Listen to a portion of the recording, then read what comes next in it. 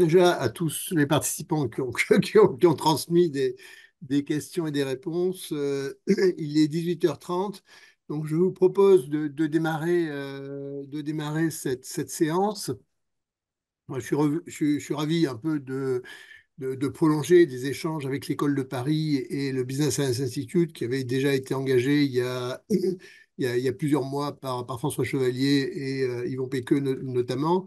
L'idée de peut-être un point en introduction.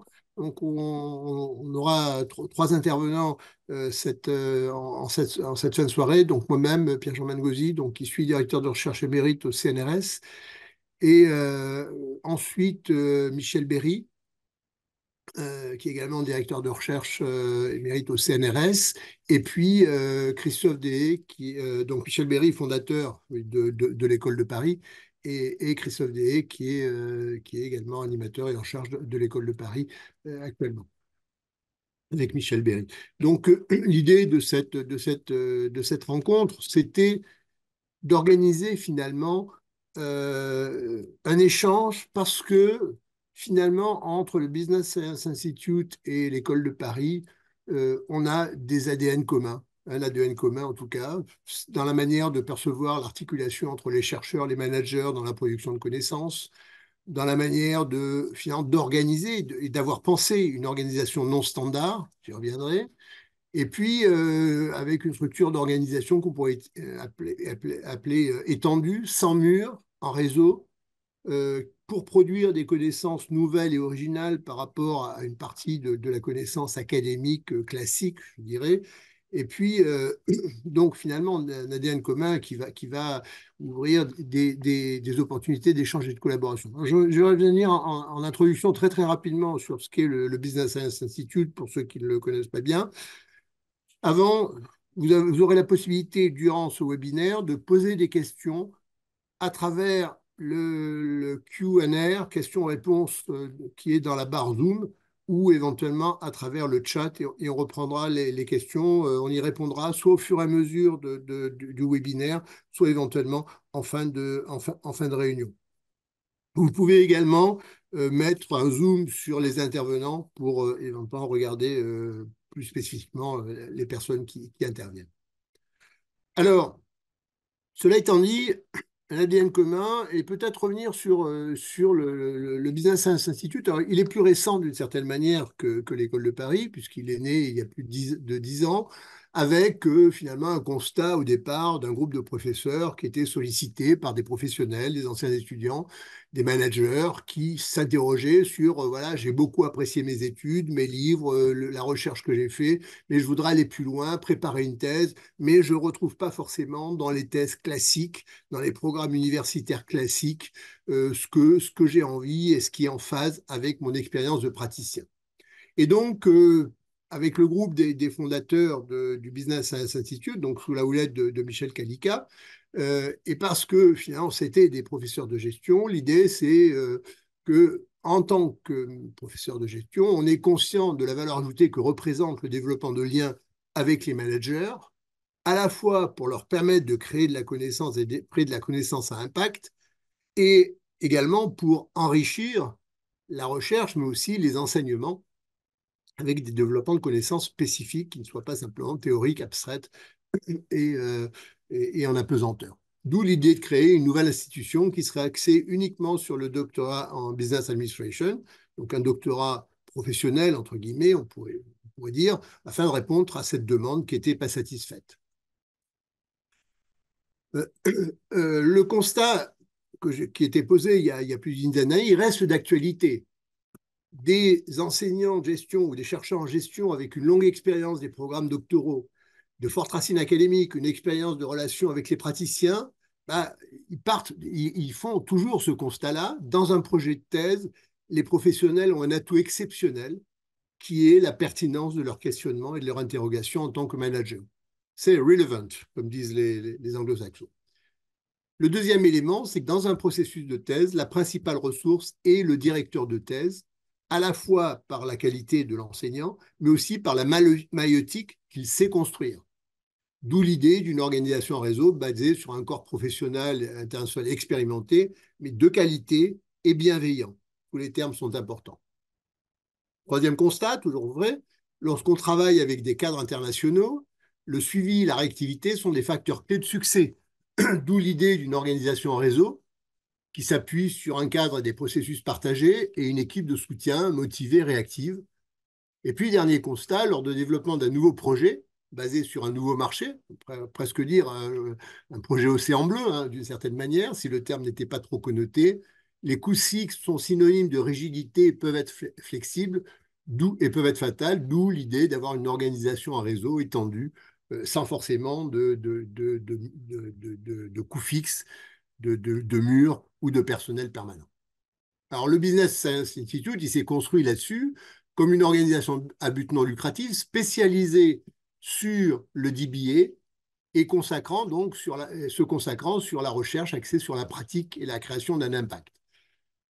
La mission, c'est de permettre un large éventail de managers et de cadres expérimentés du monde entier, je reviendrai tout à l'heure, justement de développer de telles recherches, donc en s'appuyant sur un DBA qui est clairement positionné pour les managers et qui ne se pose jamais en concurrence avec le doctorat, avec le PhD traditionnel.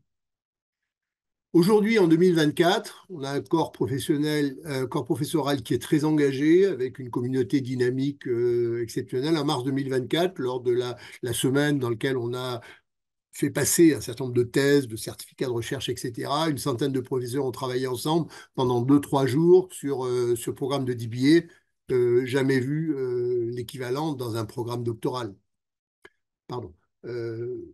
Puis l'organisation, c'est une équipe support, j'en ai parlé, c'est un système d'information, je ne vais pas revenir. Et puis des facteurs de différenciation qui sont différentes langues, 4 langues, anglais, allemand, espagnol et français, à distance et en présentiel, à la fois générique et puis thématique sur le développement durable notamment, ou la santé.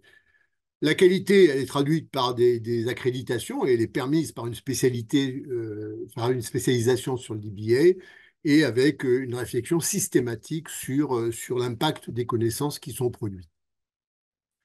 Un parcours aujourd'hui des doctorants managers qui s'organisent finalement en plusieurs étapes. Une première année qui est plutôt une année de propédeutique avec plusieurs modules, à la fois des modules génériques pour comment concevoir son projet de thèse, des modules thématiques sur les méthodologies qualitatives, quantitatives, et puis des méthodologies thématiques sur les différentes sous-disciplines de la gestion, la finance, la RH, les systèmes d'information, etc.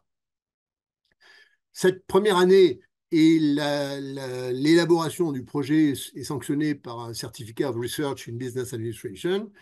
Et puis ensuite, la thèse se prolonge sur 4 ans jusqu'à une production qui est à la fois la production d'un document, la thèse de doctorat, mais également la production d'articles, de livres, j'y reviendrai tout à l'heure, et en comprenant une forte dimension, je parlais d'impact tout à l'heure, mais aussi un grand accent sur les recommandations managériales qu'on peut faire à l'issue de ce parcours. Les résultats, un des meilleurs programmes de DBA au monde, hein, puisqu'on est classé 2e en Europe pour le classement de Dubaï et puis 5e au niveau mondial. L'un des rares à avoir été accrédité au niveau international par l'AMBA et accrédité comme école doctorale responsable par les RAFPA. Plus de 220 étudiants en cours, avec un âge moyen de 46 ans, mais qui correspond effectivement à des profils de managers expérimentés. 60 groupes, 60 promotions locales, 11 pays, 60 nationalités, 170 thèses qui ont déjà été soutenues et une faculté qui regroupe plus de 150 professeurs et 80 fellows qui sont des supervisants, des enseignants qui sont des compagnons de route, on pourrait le dire, du BSI. Et puis un partenariat avec l'Université de Lyon, enfin l'IAE de Lyon pour ce qui est de la délivrance du diplôme, et puis avec l'ICN de Nancy pour ce qui est du diplôme de Sustainable Innovation Management. Des productions des connaissances, je n'ai pas bien entendu dire ça, mais un site web qui a été renouvelé récemment, une newsletter, des articles impact et des tribunes des enseignants, des alumni comme des doctorants, et puis des vidéos, naturellement. Elles sont cliquées sur le site, et puis on en retrouve une partie sur Xerfi. Et puis plus de 55 livres publiés. J'ai mis simplement une petite collection des livres, qui sont des livres publiés à la fois par les doctorants à l'issue de leur thèse, par les enseignants, des livres collectifs mêlant enseignants, alumni et doctorants, donc un panel très très large. En conclusion, bah, je reviendrai sur ce que j'ai dit tout à l'heure dans mon introduction, c'est exactement le même slide, j'ai remplacé introduction par conclusion.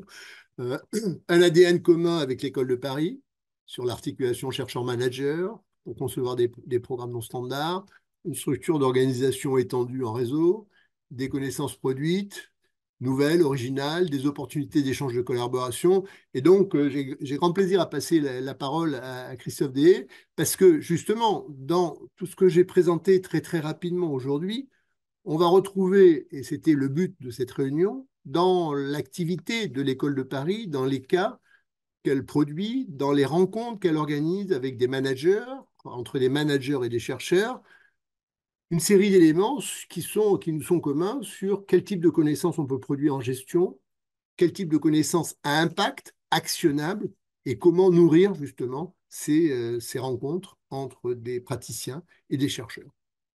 Christophe, je te passe tout de suite la parole. Si. Alors, je- Donc, voilà. Alors, voilà, ça perturbe mon. Donc, bonsoir à tous. Je vais partager.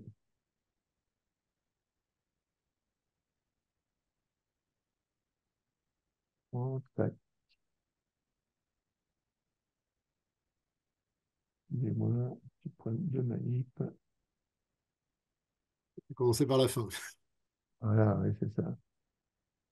Hop, non, non, c'est pas bon. Voici. Je vais dans Désolé, il y a la vignette qui me gêne. Parfait. Alors, merci beaucoup, Pierre-Jean. Effectivement, alors, on a fait un choix parce qu'on on veut essayer de laisser le plus de temps possible aux questions. Je vais présenter l'École de Paris et surtout ce qu'on peut faire avec ce que l'on propose, essentiellement, et Michel Berry interviendra pour compléter s'il le juge utile. Et puis après, pour les questions-réponses, ce sera plutôt Michel Berry qui répondra en tant que fondateur de l'École de Paris. Si vous avez des questions sur pourquoi il a pensé ça, comment il s'y est pris depuis le temps. Voilà. Euh, alors, hop, je ne perds pas trop de temps. Qu'est-ce que c'est que l'École de Paris du Management? C'est un cercle de réflexion dédié aux pratiques managériales et entrepreneuriales.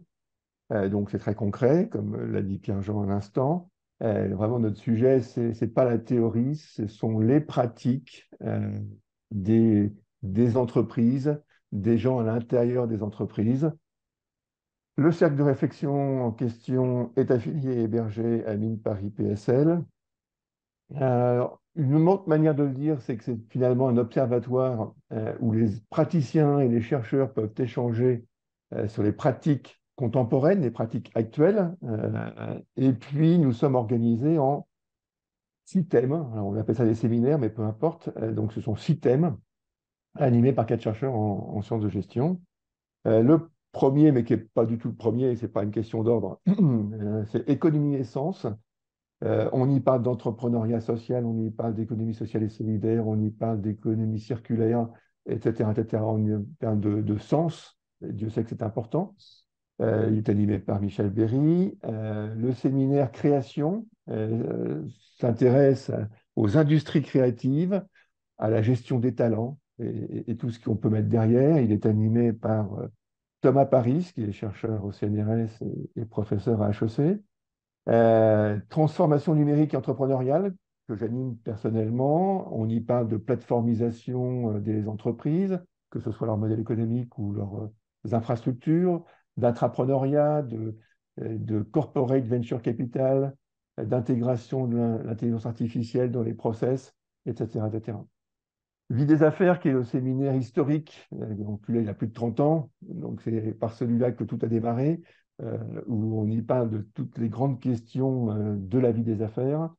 Management de l'innovation, donc là on y trouve tout ce qu'on peut imaginer autour de l'innovation, du design à l'open innovation, etc. Il est animé en ce moment par Gilles Garel, qui est professeur du CNAM, et puis Aventure industrielle, qui est de nouveau animé par Michel Berry, qui est très orienté ETI. On aime bien dire qu'on n'en a pas beaucoup en France. Finalement, on en a plein et plein de tout à fait intéressantes et passionnantes à regarder, à écouter, sachant que ce séminaire est en partenariat avec l'UIMM. Alors, j'aurais pu faire toute une partie sur nos productions, sur ce qu'on peut voir à l'École de Paris. J'ai tellement pas voulu le faire que j'ai même carrément oublié de m'inscrire. Le site est très très simple, c'est école.org. Voilà. Donc si vous allez sur école.org, vous pourrez trouver énormément de choses, y compris nous aussi, nos petites interviews sur Xerfi. Donc on a vraiment beaucoup de choses en commun avec le BSI, y compris des partenaires en commun. Voilà. Alors, comment ça marche tout ça? Eh bien, en fait, les animateurs de ces séminaires ont pour mission de repérer des entreprises et à l'intérieur de ces entreprises, des gens qui ont des choses intéressantes à dire sous forme de retour d'expérience. C'est vraiment ça qui nous anime. Une fois qu'on a identifié un suspect, on invite ce suspect, qui est un manager, hein, à, à préparer un débat. On va l'inviter 2 heures, parfois 2 heures et demie, avec une règle assez singulière. La présentation ne peut pas faire plus de 50% du temps. Donc, c'est vraiment 1 heure maximum de présentation et c'est au minimum 1 heure de débat. C'est-à-dire que d'habitude, on a les débats, les questions à la fin et on n'a plus le temps. Là, c'est vraiment un temps qui est absolument important. Par séminaire, on a 8 à 10 sessions par an, donc vous imaginez bien que depuis le temps, ça commence à en faire pas mal. Je vais revenir sur les chiffres tout à l'heure.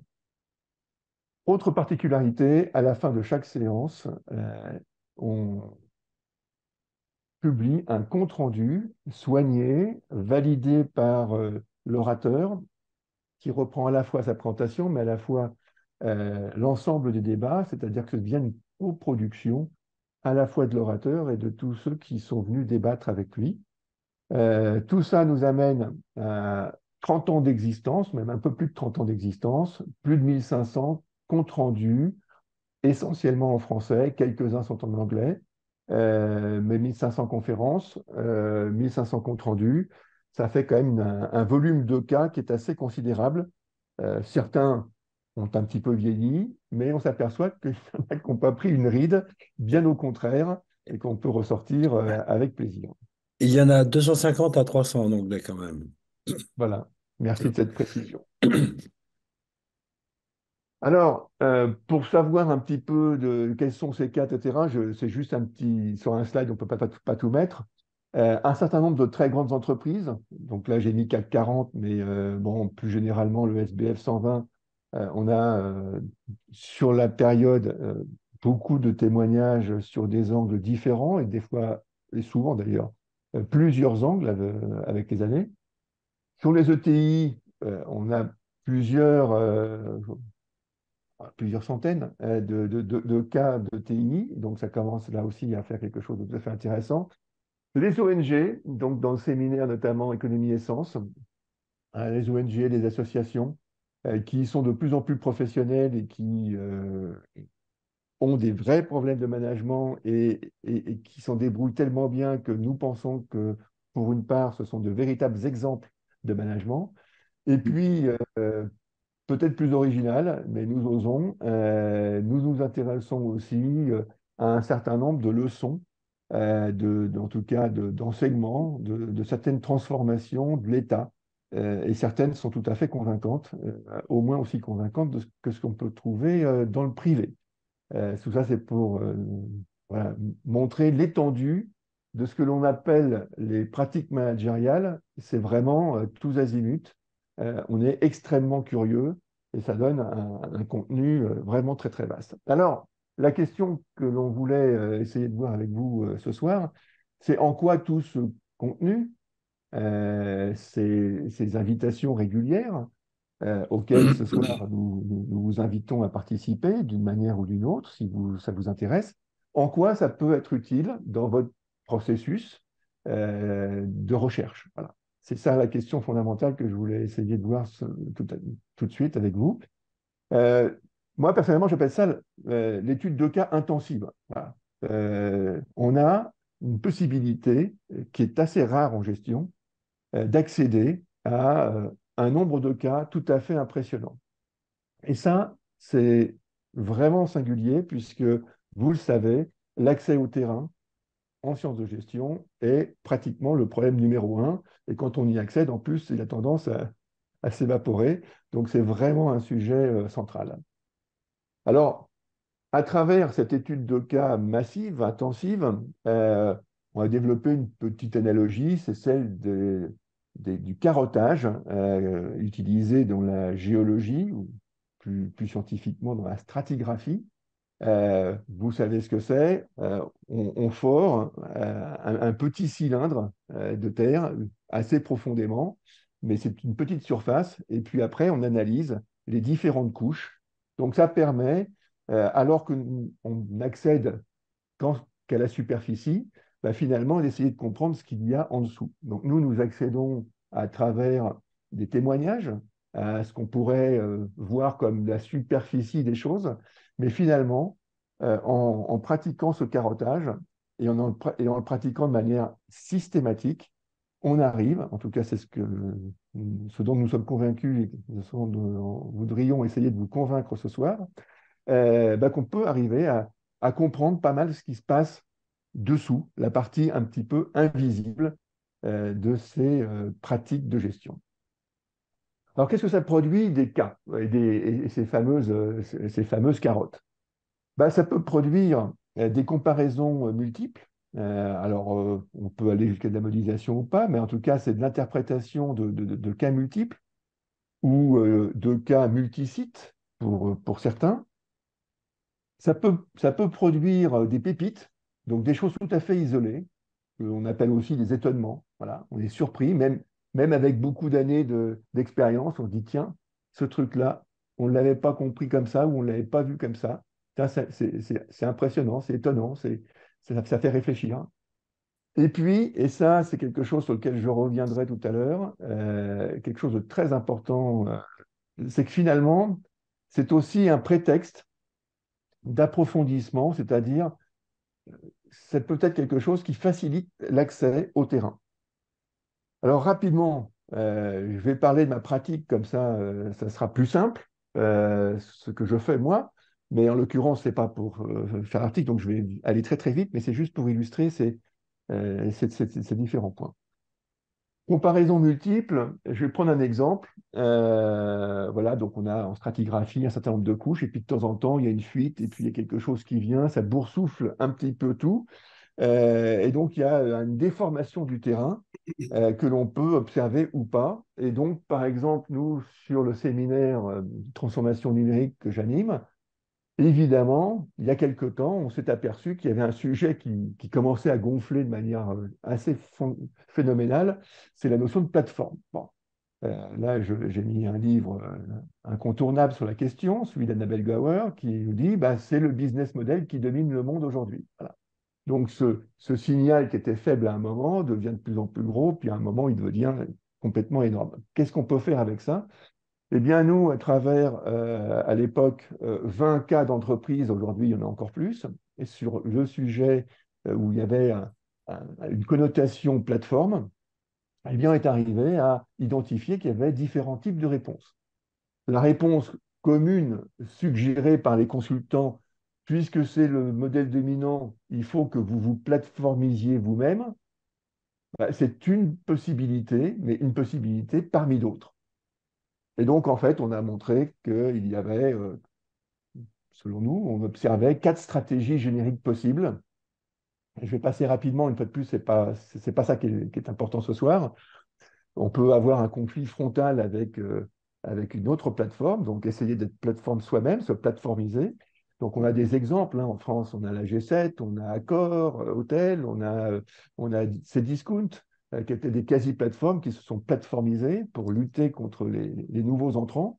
Mais d'autres sont de l'évitement, d'autres partagent les situations, d'autres se protègent, vont demander une protection vis-à-vis de ce nouvel entrant. Bon, ceci dit, très rapidement, vous l'avez compris, ce qui est important, c'est que finalement, à travers ces différents cas, une vingtaine, on arrive à faire une recherche tout à fait publiable. En l'occurrence, donc, c'est une recherche qui a été publiée, donc je vais les comprendre. Mais là encore, ce n'est pas très important, c'est juste pour montrer qu'à travers des cas de témoignages auxquels on peut assister, que vous pouvez lire, eh bien, en plus de votre expérience, vous aurez inévitablement des idées qui vont germer et on peut avancer dans cette direction pour faire de la recherche. Le deuxième cas, c'est un étonnement, une pépite assez unitaire. On tombe sur un truc complètement inattendu. Alors, on parle beaucoup de sérendipité, hein, mais encore faut-il être préparé pour accueillir cette sérendipité. Vous trouvez dans des couches géologiques un spécimen qui ne correspond en rien à la nomenclature, à la taxonomie classique. Donc là, je prends un exemple, c'était un cas qui s'appelait l'excubation. On avait trouvé une société qui avait une pratique particulière qui était de venir proposer à des entreprises de venir prendre des idées de l'entreprise pour les mener sur le marché. Hein, donc c'est sous-traiter uniquement la partie maturation d'un projet, mais pas comme un consultant, de prendre une participation au capital et de s'engager à l'avance à lui revendre en participant la plus-value. Alors, quand on a ce genre de pépites, on s'étonne, on regarde par rapport à la taxonomie, et puis on se dit, tiens, il y en a peut-être d'autres. Et puis en cherchant, eh bien, effectivement, on en trouve, et au-delà de ce qu'on peut trouver comme autre exemple, on voit aussi que ce genre de cas, eh bien, a des effets de bord sur tout un tas de sujets de gestion, la gestion de projets de portefeuille, l'externalisation, l'appropriation psychologique. Donc voilà aussi ce qu'on peut trouver à travers ces cas très qualitatifs. Donc là, à l'arrivée, ce que j'ai proposé, c'est tout simplement une nouvelle terminologie sur ce type de prestations. Alors aujourd'hui, il y a plusieurs acteurs qui font ce genre de prestations. Certains appellent ça excubation. Aujourd'hui, j'en ai vu récemment qui appellent ça corporate euh, startup studio. Peu importe. Mais vous voyez bien, ce sont ou des consultants ou des venture capitalistes qui finalement proposent de venir faire un bout de chemin avec une entreprise, une institution bien présente.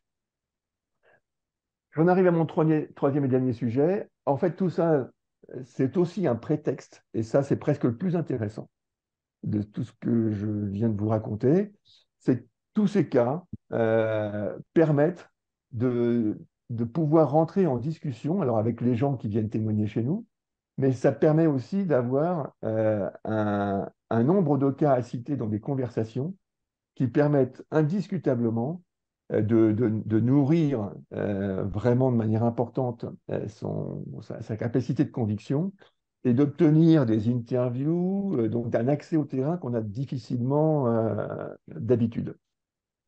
Donc nous, notre processus, hein, c'est des interviews préparatoires, c'est d'organiser des témoignages publics, c'est de faire valider les comptes rendus, c'est éventuellement de faire des synthèses de tout ça, et de retomber sur à la fois des nouvelles hypothèses ou autres. Alors, ça nous amène tout simplement à quoi? Eh bien, à ce que dans certaines entreprises, par exemple, nous ayons un certain nombre, voire un nombre déjà assez substantiel de cas. Donc là, voilà, par exemple, chez L'Oréal, depuis quelques années, on a un certain nombre de témoignages. C'est autant de coupes de cette grande organisation qu'est L'Oréal, de coupes différentes qui nous permet non pas de comprendre l'ensemble du fonctionnement de L'Oréal, mais quand même d'avoir une vision qui est quand même assez difficile à obtenir ailleurs. Et quand on a ça, et pour l'expérimenter en permanence. Je peux vous assurer qu'après, on peut en parler avec d'autres entreprises, citer ces exemples, ça densifie considérablement la discussion. Ce qui est sûr, c'est que vous voyez qu'à travers ces cas, on évite un risque qui est un risque majeur en recherche de gestion d'habitude, où on a du mal à avoir accès au terrain, c'est de parler d'acteurs qui sont assez abstraits. Là, on a des acteurs qui sont hyper concrets, nommés, pardon, qui ont validé l'ensemble du relevé d'informations, et donc tout ça est assez solide. Pour finir, donc on peut mobiliser le dispositif de l'École de Paris comme brique de base à une démarche globale, qui serait la vôtre, euh, pour trouver des pépites. Vraiment, on en trouve assez régulièrement. Alors, est-ce que cette pépite est prédictive d'un filon à venir? Ça, c'est assez compliqué à dire. Mais en tout cas, tout ce qu'on a emmagasiné, c'est déjà ça de prix. Faire émerger des tendances à travers des cas multiples. Et puis surtout, s'introduire sur des terrains et approfondir les observations. Donc, vous l'avez compris, on a une forte incitation à explorer avec notre dispositif les cas de manière intensive par ce qu'on appelle du carottage. Euh, on a les 1500 cas existants et puis on a environ un peu plus de 40 séances par an. Il est assez facile d'y accéder. Là, je vais laisser Michel à la fois compléter et puis peut-être commencer à répondre à vos questions euh, pour pour donc participer à nos travaux et avoir eh bien cette information qui est riche à plein de titres. Michel, si tu veux reprendre la main et Euh, continuer. Bonjour. Donc, avant de créer l'école de Paris, j'ai dirigé le centre de recherche en gestion de l'école polytechnique presque depuis sa naissance et nous sommes attaqués à la recherche de terrain. L'idée, c'était de développer des recherches connectées à des terrains. À l'époque, c'était plutôt rare, il n'était pas très facile de rentrer dans les entreprises. Donc, on a développé des méthodes et ce faisant, on a découvert qu'il fallait dialoguer avec les praticiens. Alors, on pouvait considérer ça comme un mal nécessaire, mais on s'est rapidement rendu compte que ça peut être une ressource extrêmement riche. Quand les praticiens sont concernés par un sujet, ils peuvent avoir des réflexions extrêmement pertinentes par rapport à une recherche que mènent les chercheurs, et c'est un grand enrichissement pour les chercheurs.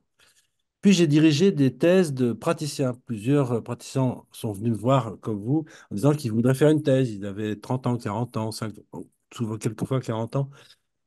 Et j'ai beaucoup apprécié ce travail de faire émerger dans l'expérience d'un praticien des idées, enfin l'aider à créer une œuvre à partir de son expérience. Et puis, vu la richesse potentielle des dialogues avec les praticiens, j'ai essayé de créer des séminaires des dialogues entre chercheurs et praticiens. J'en ai créé notamment un qui avait un titre bizarre, Vie des affaires, j'ai créé en 1989, avec un principe simple. Une fois, c'est un patron qui parle, la fois suivante, c'est un professeur, et tout ce dialogue, chaque séance donne lieu à un compte-rendu. Et donc, on a commencé à débrouiller. Alors, pourquoi vie des affaires? Parce que la théorie économique de l'époque était de plus en plus à côté de la plaque par rapport à ce qu'on pouvait voir dans les entreprises. Et donc, nos comptes rendus ont diffusé et on a eu un succès auquel on ne s'attendait pas. En 92, j'avais 500 lecteurs de comptes rendus. Et c'est là qu'après avoir dirigé le centre de recherche en gestion, puis j'avais fait un tour aux États-Unis où j'avais vu que ce qu'on faisait sur le terrain pouvait intriguer, intéresser, voire passionner un certain nombre d'agents. Je me suis dit, il faudrait créer une étiquette facile à comprendre à l'étranger. Alors, il y a Paris, École de Paris du management. En anglais, École de Paris du management. Voilà une étiquette plus facile à comprendre que Centre de recherche en gestion de l'École polytechnique ou Centre de gestion scientifique de l'École des mines. C'est totalement incompréhensible pour l'étranger. École de Paris, voilà. Et puis je me suis dit, qu'est-ce qu'on va mettre dedans? Eh ben, on va déployer le séminaire Vie des affaires sous diverses formes.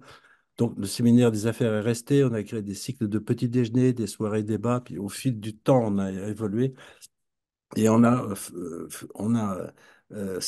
stabilisé la forme séminaire, compte rendu, enfin ce dont tu as parlé, Christophe DS. Donc voilà, j'ai à la fois dirigé des thèses de praticiens, je suis évidemment passionné par l'école de Paris et je connais assez bien la recherche clinique ou de terrain. Merci Michel. Bah, ça va dire tes derniers mots complètent et justifient encore plus ce qu'on disait en introduction sur finalement ces ADN communs. Je crois qu'il y a plusieurs questions qui ont été posées au fil de la séance. Hugo, éventuellement, peut-être Oui, vous pouvez les oui, donner. oui. Voilà, on a à peu près une dizaine de minutes pour répondre à ces questions. Comment on fait pour voir les questions? Parce que c'est Hugo qui les répercute. C'est Hugo Oui, qui, c'est qui ça. les reçoit et qui Ah, d'accord. les D'accord. C'est ça. Donc, la première question, je pense qu'elle s'adresse à vous, professeur Berry, c'est quels sont les enseignements méthodologiques pour un doctorant de DBA de la pratique du compte-rendu? Et on peut peut-être ajouter que bah, vous êtes celui qui nous a appris que les instruments de gestion étaient des technologies invisibles. Donc, à la lumière de cela, peut-être. Alors, oui, c'est une bonne question. Un compte rendu, c'est un exercice très difficile et très instructif. Pour moi, le compte rendu d'une réunion, une réunion, c'est un exposé plus un débat très riche où les participants essayent de pousser l'orateur au-delà un peu dans ses limites. Et le débat est parfois un peu désordonné. La parole est distribuée par un animateur, mais les questions qui sont posées ne sont pas toujours dans le bon ordre. L'orateur parle quelquefois de manière un peu confuse. Bon. Et moi, ce que je dis, un bon compte-rendu, c'est une réunion idéale. L'orateur a bien parlé, les questions posées sont venues au bon moment. L'orateur a bien répondu, ou s'il n'a pas bien répondu, ça se voit. Et tout ça doit être écrit dans un style absolument pur et parfait.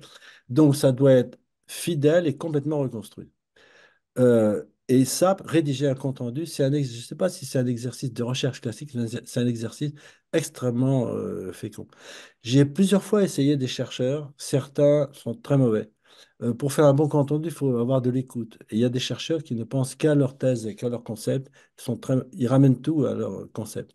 D'autres sont pas structurés. Faire un compte-rendu d'une réunion, un compte-rendu pas très structuré, c'est pas vraiment intéressant à lire. Donc c'est un exercice assez délicat auquel j'ai plusieurs fois entraîné mes doctorants et qui ont pris pas mal de maturité dans la rédaction du compte-rendu, mais quand on essaie de mettre en forme un débat, ça fait énormément réfléchir aux idées échangées. Je ne sais pas si ma réponse est bonne, mais c'est un exercice assez singulier que j'ai découvert un peu par hasard et qui me paraît très vertueux. Alors, merci beaucoup. Alors, une autre. Quels sont Alors, est-ce que vous pouvez nous donner des exemples de pépites? J'ai plusieurs questions qui reviennent sur ce que vous appelez pépites et peut-être que vous avez un ou deux exemples particulièrement évocateurs. Ah ben, je peux vous citer la séance que j'ai vendredi dernier avec Michelin. C'est un ouvrier qui a passé toute sa vie chez Michelin sans aucun matricule, sans aucun diplôme, sans rien du tout, et qui était plutôt pas très bien considéré, qui à sa retraite a écrit un livre pour ses enfants sur Michelin matricule, machin. Qu'est-ce qu'on voit chez Michelin, qu'est-ce qu'on vit chez Michelin quand on n'a aucun diplôme.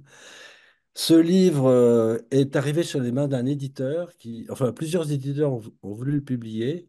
L'un d'entre eux l'a publié, ce qui a donné un énorme article dans La Montagne sur Michelin, Michelin dévoilé par un ouvrier. Évidemment, toute la direction de Michelin est au courant. L'ouvrier a été convoqué chez le directeur industriel chez lequel il est allé tremblant et le type lui a dit, ce que vous nous dites est extrêmement important. Je vous propose de faire un tour des usines Michelin pour exposer votre témoignage, faire lire votre livre et en discuter. Et donc, c'est quelque chose d'absolument incroyable. Quelqu'un qui écrit un livre qui pourrait être vu comme un brûlot est utilisé par Michelin pour pousser une réflexion sur le management. Il se trouve que le directeur industriel a transformé Michelin depuis 20 ans pour donner plus de liberté et de responsabilité à l'ouvrier, pour faire quelque chose qui ressemble à la pyramide inversée. Et donc, vendredi, nous avons une discussion avec l'ouvrier, le directeur industriel et la salle, où il y a pas mal de gens qui connaissaient l'industrie. C'était vrai. Alors, le compte-rendu n'est pas encore sorti, mais je pense que ce sera une vraie pépite.